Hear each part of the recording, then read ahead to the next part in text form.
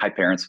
I'm Joe Fox, Director of Upper School, and I recently attended a BPA meeting and was surprised to receive a lot of questions from parents where they wanted to see data about our students, mainly our upper school students. And so I wanted to record this quick video so I could show you some of that data. And before I do, I just want to say quickly about data. It is important.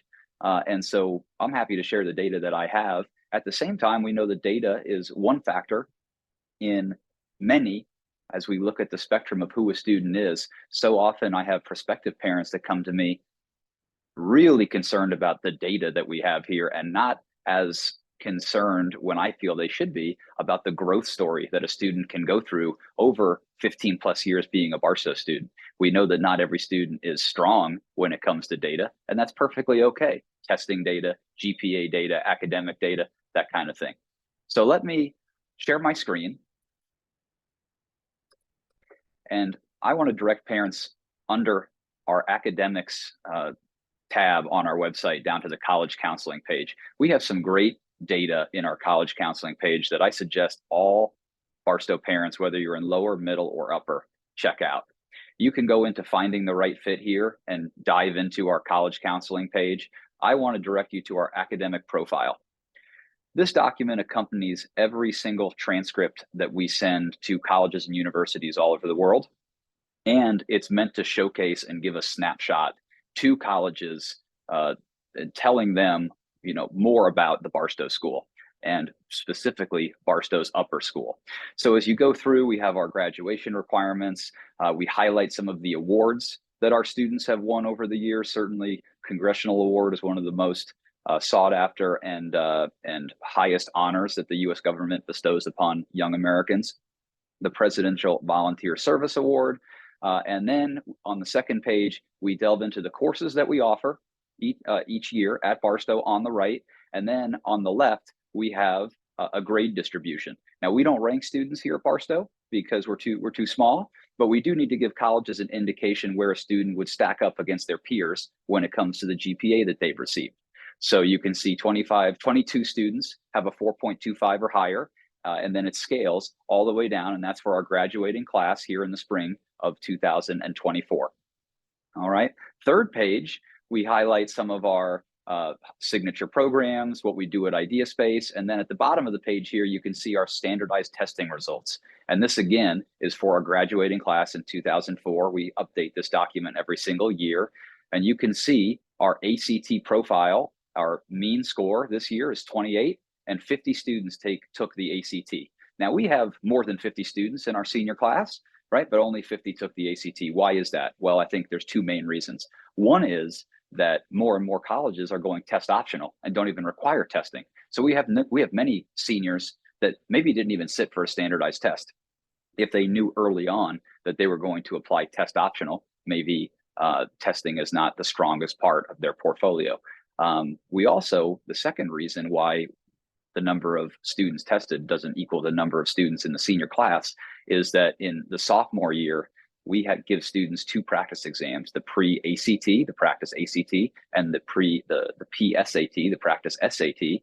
And then we get the data back and we see how did students do on those two exams. And for the most part, most of our students here at Barstow do better on the practice ACT, so they end up taking the ACT. But we do have a handful, 5 or 10 students every year that actually do better on the practice SAT. And then we want those students to take the SAT when it becomes time to take the actual exam. And then below the ACT profile testing, you can see AP, Advanced Placement. That's run by the College Board. That's a designated trademark, but AP classes are basically college classes that you take at the high school level. And if you get a certain score on those AP exams at the end of the year, they happen in May, you can then sometimes, based on the college, get college credit for doing well. So a lot of colleges will give college credit for receiving a score of 3 or higher on an AP exam. So you can see we had 58 students that took an AP test last year. This is from the class of 2024. We actually have many more students that take AP exams each year, but we're just talking about seniors. And seniors are taking numerous AP exams, which is why you can see they took 258. And then we have the number of students getting a 4 or 5, and the number of students getting a 3 or higher, and that is 80%. So that's obviously a fantastic result, and they're pretty similar every year. And then the last page of the academic profile showcases college matriculation. Matriculation is different than acceptance. Acceptance is where you gained entry into college. Matriculation is where you actually decided to attend.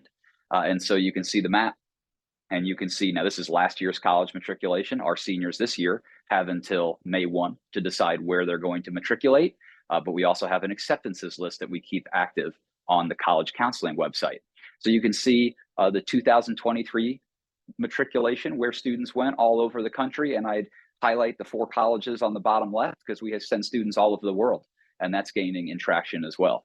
And then the last thing we have here is matriculation for numerous Barstow classes from 2018 to 2022. And so you can see over the years where our students are matriculating and how many students have gone to particular colleges. Okay, so I hope that this academic profile gives some of the data and information that was being requested in our last meeting.